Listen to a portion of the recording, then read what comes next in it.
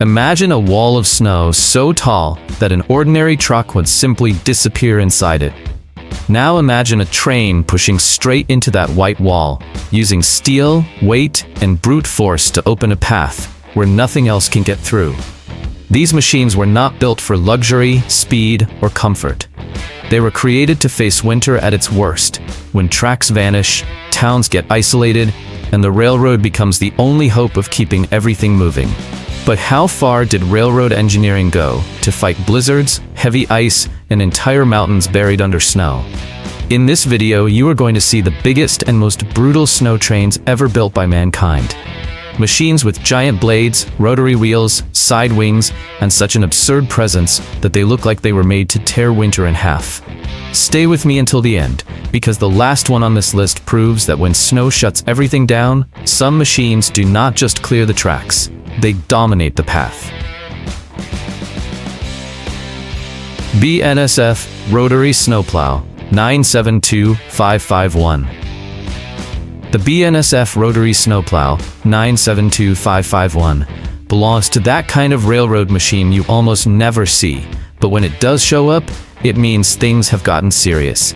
BNSF uses rotary snowplows in regions where winter can bury entire rail lines, especially across the northern United States, and routes exposed to major snowstorms.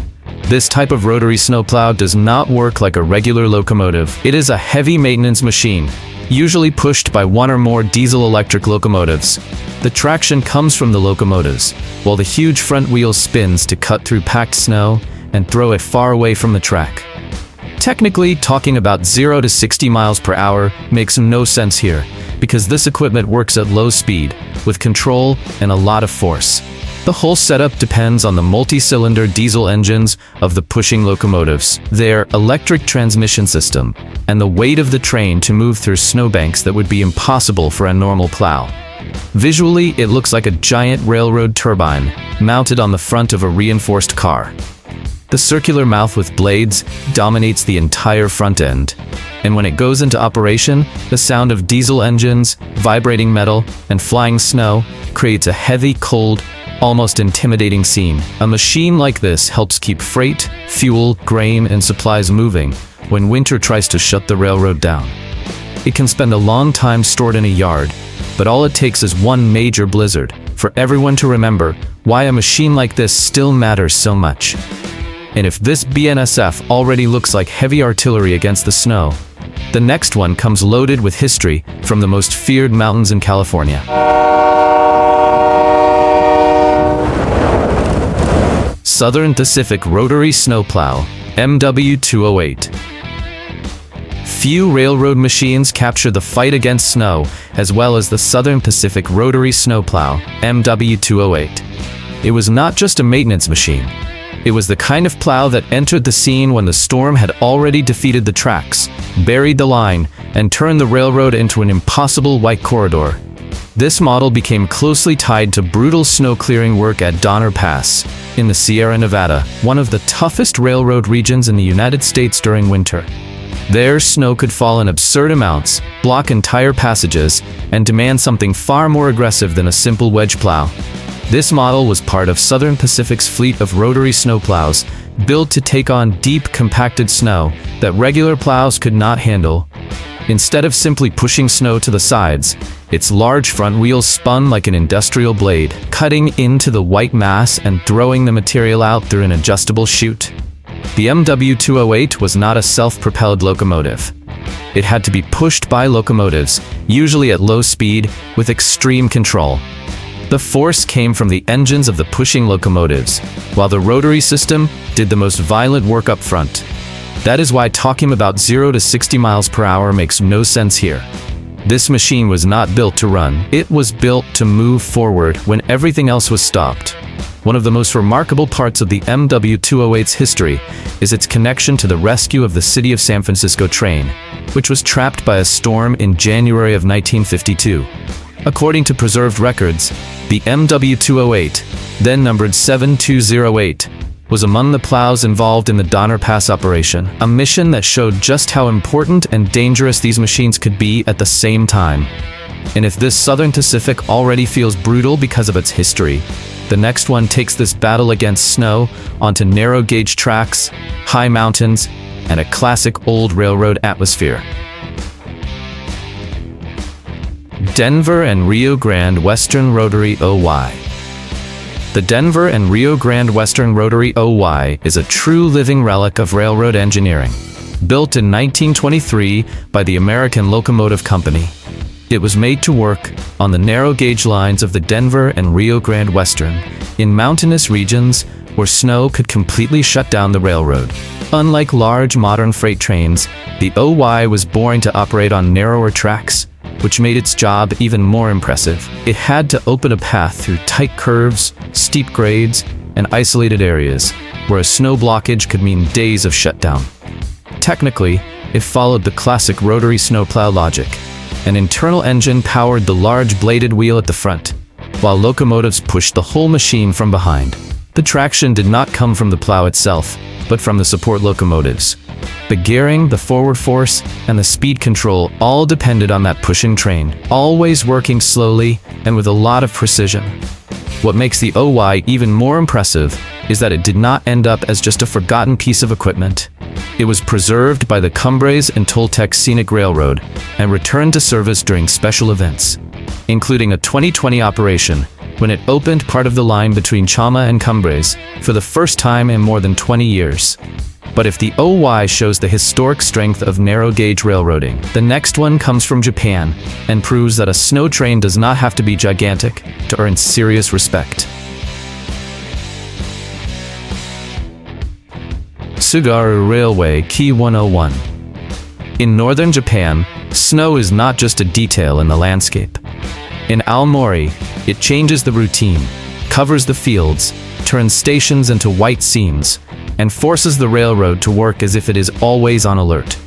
That is where the Tsugaru Railway Key 101 earns its importance.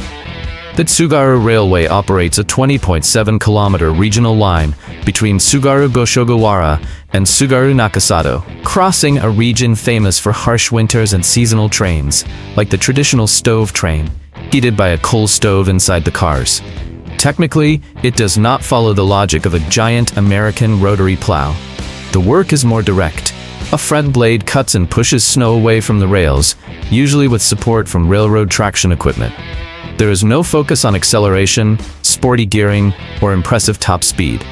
Here, what matters is control, grip, slow movement, and efficiency. Visually, the Key 101 has a curious presence. It looks compact compared to the American monsters, but in a Japanese station covered in snow, its dark front end, simple structure, and functional shape create a very strong image. It is the kind of machine that looks small until you imagine the amount of snow it has to face every winter. Its legacy comes from that mix of utility and local culture. While tourists look for the charm of Tsugaru Railway's winter trains, machines like the Key 101 stay behind the scenes, making sure the line can keep existing under heavy snow. And that gives it a value far beyond size. If you are enjoying this journey through the most brutal snow trains ever built, go ahead and hit the like button, subscribe to the channel, and turn on the bell, because there are still plenty of insane machines coming up. And if Japan showed us a smaller machine with a lot of personality, now we return to an American railroad where historical weight and brute force rise again. Union Pacific Rotary Snowplow 90061. Before talking about power, picture the scene. A massive rotary snowplow sitting in Ogden, Utah, preserved like a museum piece, but still looking like a machine built to face brutal winters. This is the Union Pacific Rotary Snowplow 90061, a piece of equipment carrying more than a century of railroad history. According to railroad records, the 90061 was built in 1913 for the Oregon-Washington Railroad and Navigation Company. Later, it became part of the history connected to Union Pacific, was retired in 1968, and was donated to the city of Ogden in 1978, along with its tender. Today, it is displayed at the Utah State Railroad Museum. Technically, it represents the old-school era of rotary snowplows. The circular front blade was powered by its own system, while the traction came from locomotives pushing the whole unit down the line. In other words, it was not made to accelerate on its own. It was a heavy path-opening tool, dependent on pushing locomotives and controlled movement. That is why talking about 0 to 60 miles per hour would be completely unrealistic here. The operation happened at low speed, with constant force, because the goal was to cut through accumulated snow, not run over clean rails. The gearing and movement force came from the locomotives, while the rotary concentrated its brutality on the front wheel. The look of the 900-0061 is exactly what you would expect from an old and brutal railroad machine. Heavy body, rugged metal structure, aggressive circular front end, and the kind of appearance that says it was built to work in places where a regular locomotive would have no chance of moving forward on its own. And if this Union Pacific shows the strength of preserved old rotary plows, the next one goes even further back in time and enters the list as one of the most historic pieces in this war against snow. Northern Pacific Rotary Snowplow Number 2. Some machines impress not only because of their size, but because of the historical weight they carry. The Northern Pacific Rotary Snowplow Number 2 is exactly that kind of piece. A rotary snowplow built in 1887 by Cook Locomotive and Machine Works in Paterson, and considered one of the oldest surviving rotary snowplows in the world. It was created for the Northern Pacific Railway, a railroad that had to cross regions with severe winter conditions, where deep snow could stop freight, passengers, and communications for days. At that time, beating the snow was not just a matter of convenience. It was an economic and human necessity. Technically, its operation was typical of the first rotary plows. It had an internal steam-powered system to spin the huge bladed front wheel, but it had to be pushed by a locomotive, and speed control came from the pushing train, while Number 2 did the work of cutting the snow and throwing it away from the line. There was no focus on acceleration, modern gearing, or impressive top speed. The logic was different. Move slowly, with steady power, facing hard and accumulated snow. In the late 19th century, seeing a metal machine full of rivets, steam, and a spinning front wheel fighting the ice must have looked like a revolution on rails. Today, 2 is preserved at the Lake Superior Railroad Museum in Duluth, Minnesota. And that gives it a huge legacy. It is not just a railroad relic. It is an engineering milestone that helped prove even the deepest snow could be beaten on rails. And if this pioneer opened the door for a new generation of winter machines, the next one shows how snow trains still matter, even in modern metropolitan systems. MBTA snowplow train. In a big city, a blizzard does not just block pretty landscapes. It disrupts routines, jobs, public transportation, and thousands of people who depend on the tracks every day. That is the kind of scenario where the MBTA snowplow train proves its value. The MBTA in Massachusetts has to deal with strong winters across a busy metropolitan network. Its snow trains and maintenance equipment go into action to clear lines, yards, and essential sections, ensuring the city can get moving again, helping keep the system operating when snow tries to turn the urban railroad into a frozen bottleneck. This type of train normally uses service locomotives pushing railroad plows, often Russell-style plows or similar wedge equipment. The plow does not need its own traction engine.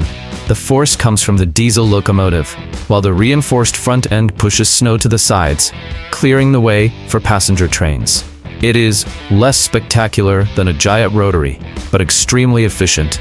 There is no 0 to 60 miles per hour, no high-speed purpose, and no sporty gearing. The work happens with controlled movement, heavy traction, good grip, and careful operation near stations, platforms, and urban track sections. Its visual impact is different from the mountain monsters. Instead of an isolated machine in the middle of nowhere, you imagine a maintenance train appearing in a metropolitan area, clearing the way for the next commuter rush, throwing snow to the sides while the city tries to stay alive. The diesel sound, the metal grinding, and the snow being pushed away create a real working scene, with no glamour, but plenty of force. And if this urban snow train already shows the practical importance of snow clearing, the next one is a much more aggressive railroad blade, built to open, widen, and dominate tracks buried in white. Jordan Spreader Snowfighter. Now we reach a machine that does not seem to simply clear snow. It looks like it reshapes the ground as it passes. The Jordan Spreader Snowfighter comes from the Jordan Spreader family, railroad machines created for heavy track maintenance, but in winter versions, they turned into true monsters against snow. Unlike a rotary plow, it does not use a spinning front wheel to chew through the blockage. The logic here is different. Push, spread, widen, and throw snow away using a front blade and large adjustable side wings. When those wings open, the machine takes on an absurd presence, much wider and more aggressive than a regular rail car. Technically, the Jordan Spreader usually has no self-propulsion. It depends on one or more pushing locomotives, with multi-cylinder diesel-electric engines delivering continuous force to the wheels. The wings can be controlled by pneumatic or hydraulic systems, allowing the operator to adjust the working width depending on snow depth, the section of track, and the safe clearance around the line. There is no 0 to 60 miles per hour for this type of operation. Speed has to be low and controlled, because an open side wing can hit hard ice, packed snow, posts, signs, or obstacles close to the line. Visually, the Jordan Spreader Snowfighter is one of the most impressive machines on this list. It looks like a train with metal arms, tearing through snowbanks and pushing everything away from the railroad right-of-way. The sound is dry and heavy, with metal working, a locomotive pushing behind it, and snow being ripped away from the sides of the track. The most interesting part is that it is not only useful in winter. Outside the snow season, many Jordan spreaders were also used to spread ballast, clean ditches, and reshape railroad shoulders. And if the Jordan spreader already feels like a multi-purpose railroad blade, the next one comes from a classic plow style that shaped decades of winter rail operations.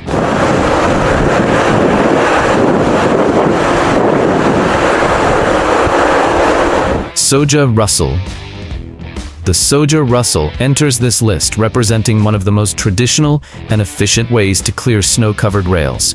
The Russell name comes from a long lineage of wedge-style railroad plows, known for their rugged, simple, and extremely reliable front ends in heavy winter operations.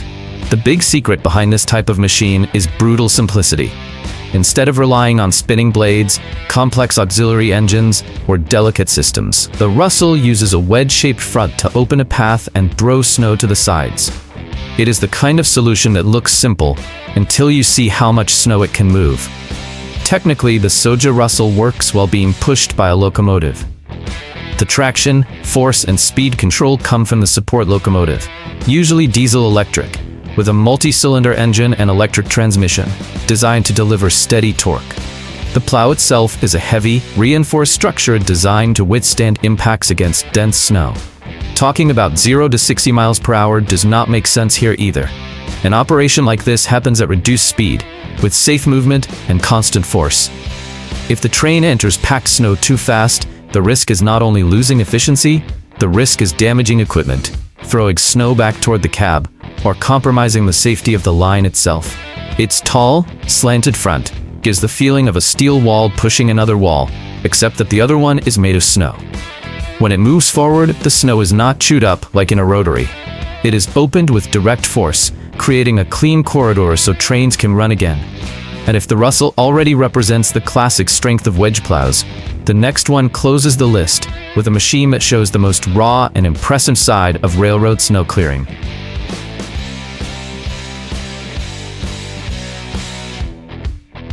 OSR snowplow.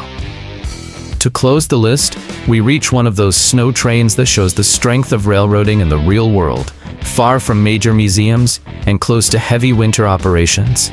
The OSR snowplow belongs to the world of the Ontario Southland Railway in Canada, a regional railroad that has faced heavy snowfalls in southwestern Ontario with wedge plows and classic locomotives pushing everything down the rails. What makes this train so interesting is the combination of simplicity and brutality. In an operation recorded in December of 2010, the Ontario Southland Railway used GP7 and RS-23A locomotives, along with a plow borrowed from Canadian Pacific, to clear the line between Ingersoll and St. Thomas after heavy snow had accumulated on the tracks. Technically, the operation follows the most direct logic of large wedge-style railroad plows. The plow does not need its own traction engine. It depends on the pushing diesel-electric locomotives, which deliver constant force to the steel wheels, while the reinforced front end opens the path and throws the snow to the sides. Here too, there is no 0 to 60 miles per hour, because the mission is not speed. The operation needs to be controlled, heavy, and safe. In deep snow, the train moves like a wall of steel, using the weight of the locomotives, traction on the rails, and the geometry of the blade to beat accumulations that could completely interrupt the railroad. One detail that makes this train even more memorable is that Ontario's Southland Railway became known for using classic locomotives in snow operations, including FP9A units. In a report about a Canadian blizzard, those locomotives were described as ideal for this type of service because they had fewer side doors on the engine compartment, reducing snow entry during operation. It represents a snow train doing real work, in real cold on a real railroad, doing exactly what every brutal machine needs to do: show up when nothing else can move forward.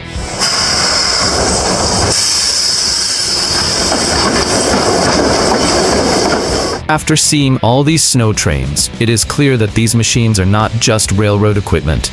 They are true steel legends, created to keep the world moving when winter tries to shut everything down.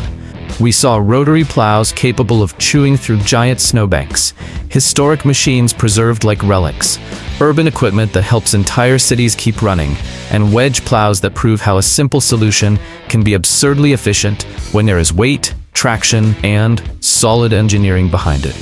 Each one of these machines shows a different side of the same battle, the fight between railroads and nature. And when the tracks disappear under snow, ice, and wind, these monsters are the ones that step in to open the way. Now tell me in the comments, which of these snow trains had you seen before? Which one did you think was the most brutal? And which one would you like to see working up close in a real blizzard? If you enjoyed this kind of content, go ahead and hit the like button, subscribe to the channel, and turn on the bell. That really helps the channel grow, because it shows YouTube that this content is relevant and helps it reach more people who also enjoy extreme machines, rare vehicles, and heavy engineering. Stay tuned, because every week there is a new video about impressive machines that face snow, ice, mud, mountains, and some of the toughest terrain on the planet. I will see you in the next video.